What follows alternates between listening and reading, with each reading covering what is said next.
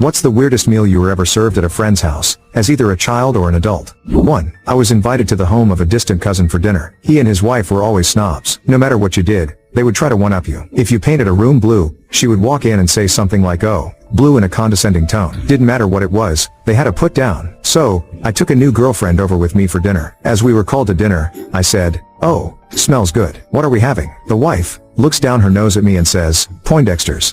We are of course having Poindexter's, as if there was nothing else in world as good. So my girlfriend had gone to the bathroom and hadn't heard this. She returned and sat at the table and said, "Oh, Poindexter's. Yummy. They used to feed us these at summer camp," which was basically saying that Poindexter's were cheap so a camp could feed 500 kids with them. My cousin's wife was appalled and said, "Oh, these are East Coast Poindexter's," as if the ones from the East were better. My girlfriend replied, "Oh, I know. We used to catch them in Newfoundland and sell them to the dog food factory." 2. I used to have a friend who thought I was overweight. She was super skinny and an exercise nut. Personally, she looked awful to me,